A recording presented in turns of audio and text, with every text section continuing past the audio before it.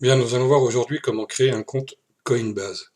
Qu'est-ce que Coinbase? Coinbase, c'est un wallet électronique, c'est un portefeuille, porte-monnaie électronique sur lequel vous allez pouvoir gérer des bitcoins et de l'Ethereum. Alors, je vais vous donner d'abord un lien de connexion qui est https://www.coinbase.com/join/pdu. Ce lien est un lien d'invitation d'amis. Donc, en vous invitant, il faut que vous sachiez que quand vous allez déposer 100 $, c'est 100 $ ou 100 euros, je ne sais plus, 100 euros sur Coinbase, vous gagnerez 10 $ et je gagnerai également 10 $. Voilà. Donc, si vous voulez pas mettre sur une PDU, vous mettez pas, c'est pas un souci pour moi, c'est pas du tout le but de m'enrichir avec ce genre de choses. Donc, vous arrivez ici, vous voyez que Philippe Dupuis vous invite ici à Coinbase et vous allez mettre votre prénom. Donc, je vais mettre mon prénom. Alors, moi, j'ai déjà un compte, bien entendu, mais je vais en recréer un deuxième, point Dupuis. Ici, je vais mettre une autre adresse mail que celle que je mets d'habitude. Je vais mettre philippe@iseasy.com et ici je vais mettre un mot de passe et je vais cliquer sur j'accepte. Vous n'avez pas vu, j'accepte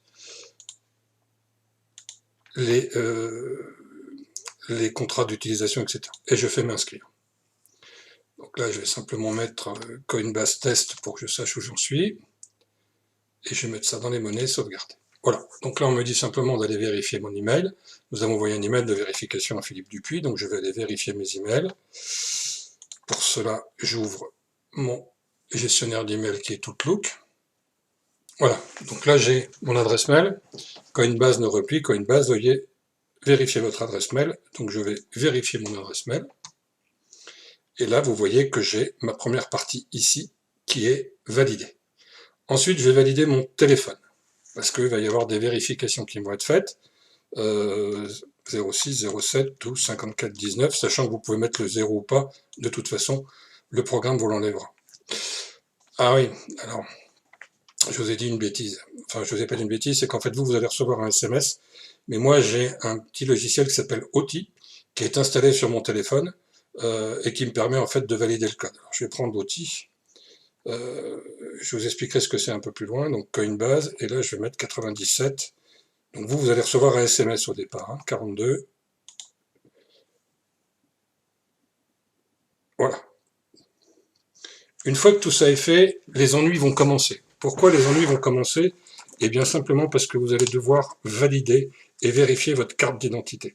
Alors je vous conseille de prendre un passeport plutôt qu'une carte d'identité, parce que la démarche va être relativement simple, c'est de photographier votre passeport ou votre carte d'identité face à votre caméra. Donc vous allez faire Start vérification. Là vous allez choisir le passeport, je vous conseille le passeport. Là vous allez accepter ici, autoriser l'accès à la caméra. Là, il va se connecter sur ma caméra. Là, je mets autoriser au niveau du micro, etc. Et donc là, le but du jeu, ça va être de photographier mon passeport. Alors, voilà mon passeport. Et quand je ne bougerai plus,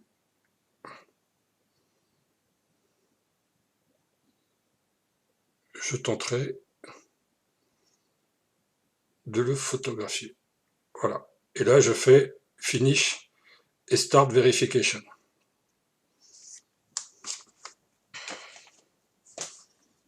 Donc là, il me dit Your document is loaded, donc il est en train d'être téléchargé.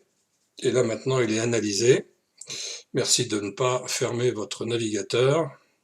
Cela peut prendre plus d'une minute. Alors, vous voyez, des fois, il faut 3-4 fois. Voilà, the private document quality is not a good thing for verification, please submit clarify. Il vous dit simplement que c'est pas jouable et qu'il faut recommencer. Alors, je vais recommencer en allumant la lumière. Des fois, on ne sait jamais. C'est un peu complexe, mais on y arrive, hein, rassurez-vous, on y arrive, tout le monde y est arrivé. Et donc, je vais recommencer. Try again, donc ce qui veut dire recommencer. Je vais autoriser, bien entendu, cette chose-là. Bon, voilà. Donc là, il passe pas. Donc moi, je vais vous faire ignorer, voir plus tard. et puis tant pis. Donc on voit ici que j'ai fait l'email, on voit ici que j'ai fait la validation du téléphone, mais que j'ai pas validé l'identité, et tant que j'ai pas validé l'identité, je ne peux rien faire. Ok. On va se déconnecter de ce compte-là. Je vais me connecter sur mon compte principal,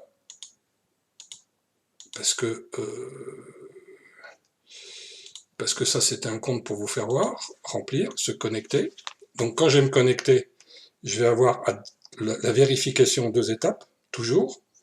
Donc là je vais rentrer le numéro 79, c'est le numéro, soit c'est le numéro que vous avez reçu par SMS, soit c'est le numéro que vous avez reçu par un petit logiciel d'authentification sur smartphone. Voilà. Donc là, je suis maintenant sur mon compte Coinbase. Alors, ce qu'on voit, c'est que j'ai un solde de 0,920 186 91 Bitcoin, ce qui représente 96,50 €. On va aller un petit peu ici pour se rendre compte de quelque chose. Vous voyez aujourd'hui que le Bitcoin, pardon, a baissé un peu. Il est à 605,28. Il était à 700 il n'y a pas si longtemps que ça. Donc je pense qu'il est une bonne opération aujourd'hui d'acheter du Bitcoin pour pouvoir le faire fructifier. On verra un petit peu comment tout à l'heure. Bien, on va présenter un petit peu tout ça. Buy et sell, ça veut dire acheter ou vendre.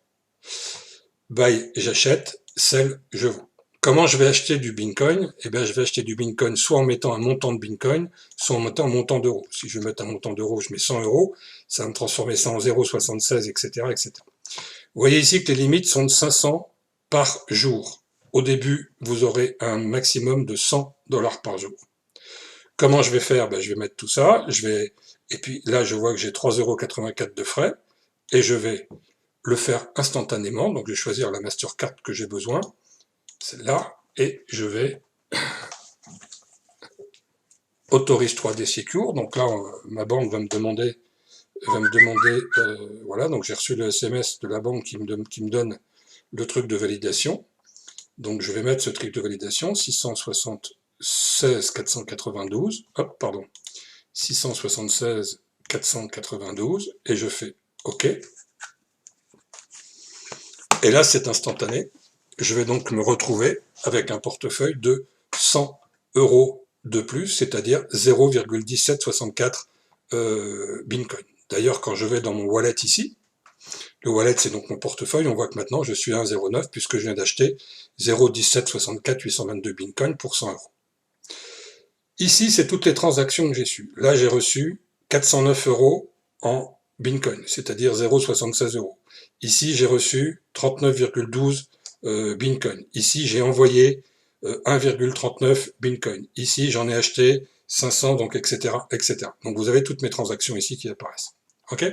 Il faut que vous sachiez que sur une transaction, vous avez des confirmations. Voilà, les confirmations. C'est comme ça d'ailleurs qu'on fabrique de la monnaie. C'est des gens qui confirment ce genre de choses, qui permet de fabriquer de la monnaie. Donc il y a tout, en fait, alors je ne vais pas vous expliquer ça en détail, mais il y a tout ce qui permet de retracer par où c'est parti à ce moment-là. Bien. Une fois qu'on a fait ça, comment on utilise ce genre de choses? Eh bien, ici, vous avez 3 portefeuilles. My Wallet en BTC, c'est-à-dire en Bitcoin. My Wallet en Ethereum. Donc j'ai 40 Ethereum. Alors l'Ethereum, c'est quoi? C'est une autre monnaie.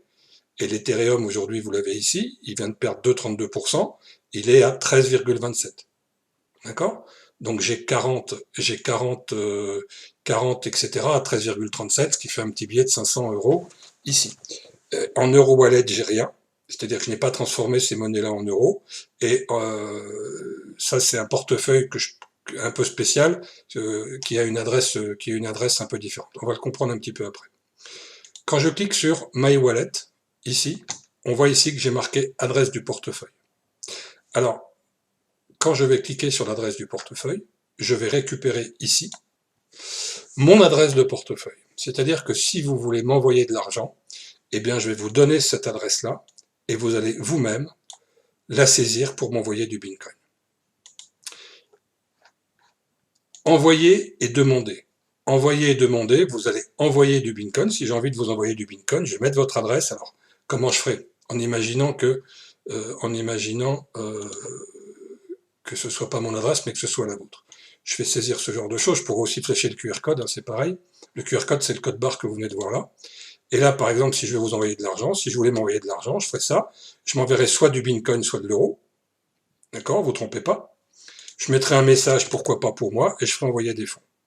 Si je voulais vous demander des fonds, eh bien je ferai la même chose. Je vous enverrai mon adresse, je vous dirai envoie-moi tant d'euros, et vous recevriez un message pour m'envoyer à cette adresse-là le nombre d'euros ou de Bitcoin que nous aurions déterminé. On va voir comment ça peut fonctionner. On va par exemple acheter, alors on va aller faire un truc, alors, je suis désolé, je vous fais voir les XXL, c'est pas parce que j'ai envie de vous faire voir les XXL, mais les XXL est intéressant dans le Bitcoin. Pourquoi il est intéressant dans le Bitcoin? Parce que vous achetez du Bitcoin, vous achetez en Bitcoin, pardon, et vous ressortez en Bitcoin. Ça veut dire quoi? Ça veut dire qu'aujourd'hui, je vais acheter avec du Bitcoin qui est un prix relativement bas, et comme j'ai espoir que ce Bitcoin monte aux alentours de 7 ou 750 euros, quand je vais revendre, et d'ailleurs qu'ici j'ai pas revendu, quand je vais revendre, eh bien, je vais faire une deuxième plus-value en dehors d'XL. Alors, je vais acheter des packs. Je vais acheter des packs et là, je vais charger. Alors, je vais charger quoi? Il va me demander en Bitcoin ce que je veux charger. Je vais aller voir ce que j'ai en Bitcoin. Je ne vais pas m'embêter, hein, je vais voir ce que j'ai en Bitcoin. Je dois avoir pardon, 1,09, donc je vais mettre 1 Bitcoin. Je vais charger de 1 Bitcoin et je continue. Donc le montant à percevoir à Bitcoin, il y a des charges 0,03 Bitcoin sur le montant de pointage. Oui, je veux transférer. Et regardez ce qui va se passer. Là, ils vont me dire d'envoyer 1,03 Bitcoin à cette adresse-là.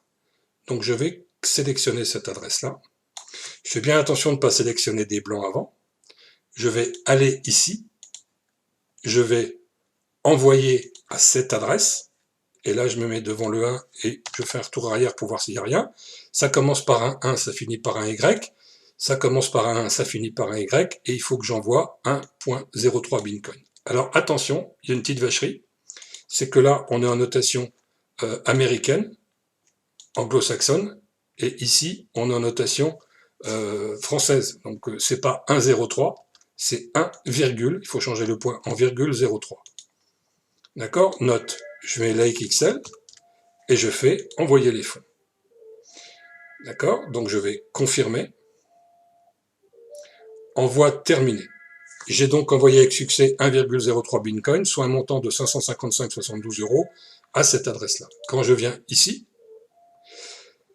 on me dit simplement, note, until acceptance, la transaction peut attendre jusqu'à 1 heure avant d'être acceptée.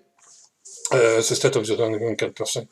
On ne peut rien faire dans votre wallet pour l'instant, et après 6 heures de confirmation, votre paiement va être ajouté à votre compte. C'est-à-dire qu'ici, au lieu d'avoir un montant disponible 0,311,18, je vais avoir 1,311,87,708. Ok, ce qui me permettra d'acheter des packs en Bitcoin. Si je sors ce montant-là aujourd'hui, les 0,31, etc., je vais les sortir au prix de 605 euros. Vous imaginez bien que si ça augmente, eh bien cette valeur-là également va augmenter, ce qui me permet de spéculer à deux niveaux. Voilà, vous avez une présentation. Alors c'est pas pour vous vendre du Lake Excel, hein, c'était pour vous présenter comment fonctionnait Coinbase. La difficulté que vous aurez, ça sera de photographier votre pièce d'identité. Il faut des fois recommencer 7, 8, 9 ou 10 fois. Il est important que vous vous constituez dès le départ un porte-monnaie virtuel chez Coinbase. Pourquoi? Parce que les transactions en Bitcoin et en autres monnaies numériques vont devenir carrément indispensables dans très peu de temps. Voilà, j'espère que vous avez passé un bon moment sur cette vidéo et que tout a été clair.